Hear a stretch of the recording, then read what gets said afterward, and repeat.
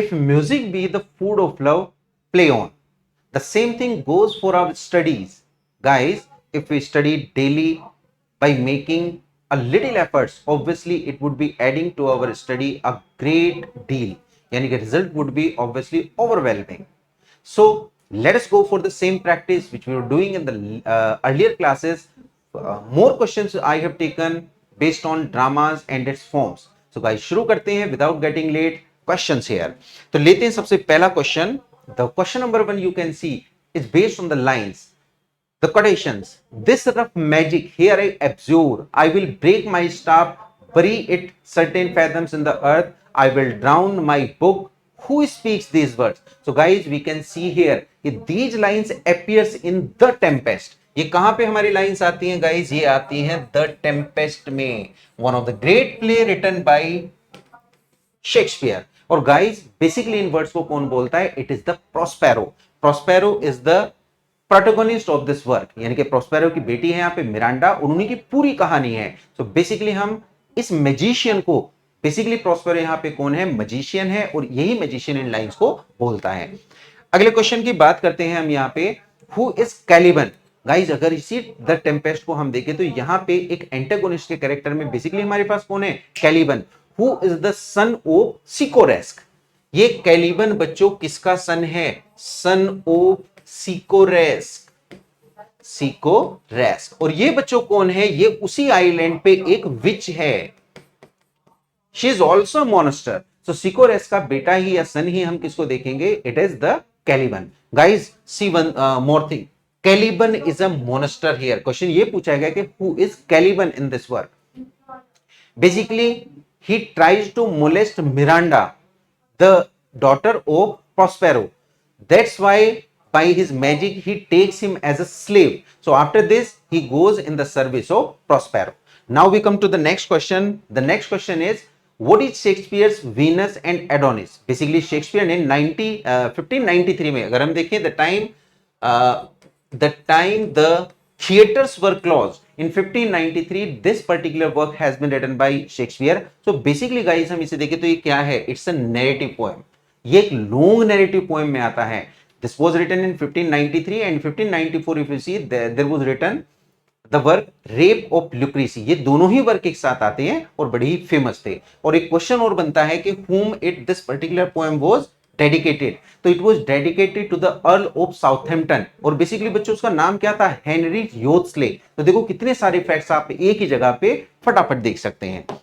अगले क्वेश्चन पे आते हैं. Who is author of the play Rosalind? Very nice question बच्चों. प्ले यहां पे है रोजालिंड.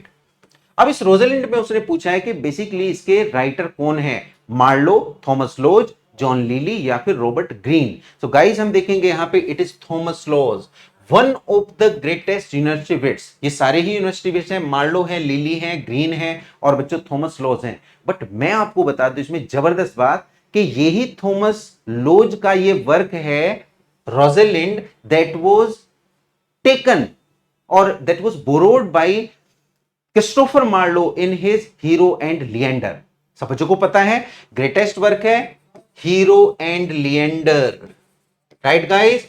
और मैं आपको बता दूं कि ये Hero and Leander just because of the death in 1593, क्योंकि अगर हम देखें मार्लो की बच्चों डेथ हो जाती है ना, क्योंकि ये भी एक ग्रेटेस्ट यूनिवर्सिटी विट्स हैं, सबसे ज्यादा नॉलेजेबल थे and he had written only the tragedies. तो हम यहां पे देखें Hero and Leander written by him taken from the Rosalind 1593 में बच्चों इनकम्प्लीट रह जाती है. इसको पूरा कौन करता है?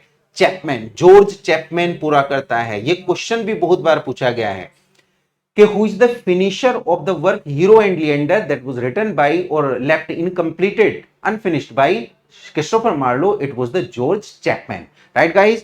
अगले क्वेश्चन पे आते हैं. One of the following playwrights was not Shakespeare's contemporary. Contemporary की बात यहां पे की गई यानी कि उसके समय में उसके साथ साथ कौन सा नहीं था. तो गाइज देखेंगे शेक्सपियर की बात की है. अगर हम मार्लो, जॉन लिली और थॉमस लॉज को देखें, ये तीनों की तीनों यूनिवर्सिटी विट्स हैं, उनसे जस्ट पहले आते हैं, उनके साथ के हैं लगभग. लेकिन गाइज अगर हम बात करें जॉन वेनबर्ग की, तो John Weinberg is not there. He is not the contemporary of Shakespeare. अगले क्वेश्चन की बात करते हैं. Florizel and Perdita appear as a pair of lover and beloved in one of the following plays of Shakespeare. तो Shakespeare के particular किस work में Florizel और परडीटा को हम बच्चों देखते हैं? तो बेसिकली ये वर्क कौन सा है? Winter's Tale. The Winter's Tale में किंग की बेटी के रूप में आप किसको देखते हैं? फ्लोरेजिल को, और परडीटा उसकी बेटी है। नो, फ्लोरेजिल उसके फ्रेंड का बेटा है और परडीटा उसकी अपनी बेटी है। और यहीं पे मतलब उनको लगता है कि एडल्ट रिलेशनशिप में वो जा रहे हैं, and that's why the whole plot has been written over there.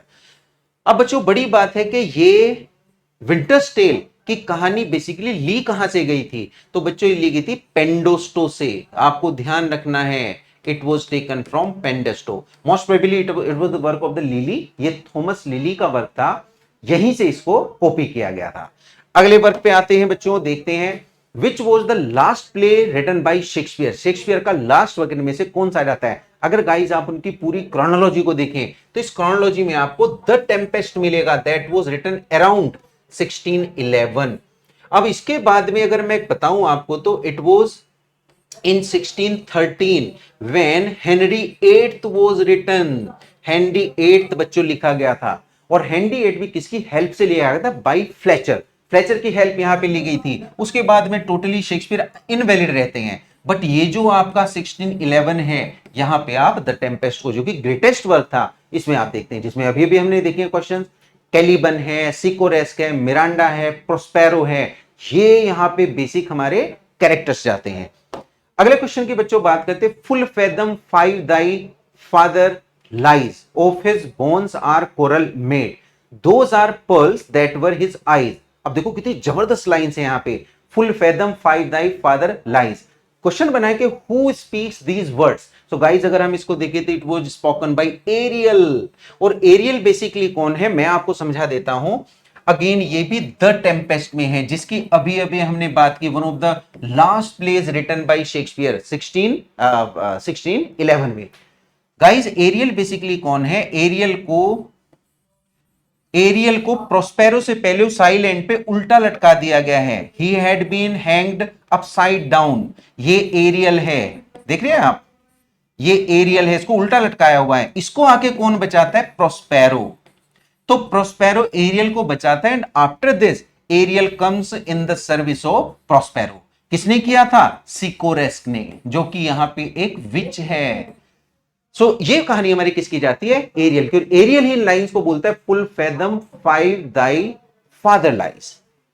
अगले क्वेश्चन की बात करते हैं, the lunatic, the lover and the poet are of imagination all compact, in which play these lines appears।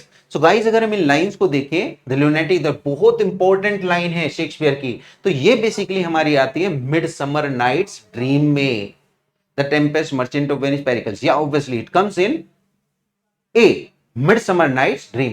एक बात मैं आपको बता दूं कि this particular work Midsummer Night's Dream every year on around 23rd June at 9 p.m. every year is played still today। आज भी मतलब हर साल हम देख सकते हैं कि 9 PM पे इस पर्टिकुलर वर्क को हर साल प्ले किया जाता है। इतना जबरदस्त craze and work and fame या स्टेटस हम कहेंगे शेक्सपियर का आज तक भी है। अगले क्वेश्चन की बात करते हैं guys, who is the author of Willy Beguiled. तो विली बिगाइल्ड अगर हम वर्क को देखें तो guys it was written by George Peele. Again कौन है? One of the greatest university wits. So guys this was the question for you people. Hope these questions would be really helpful for you. So be connected with me for more questions like this. Thank you so much.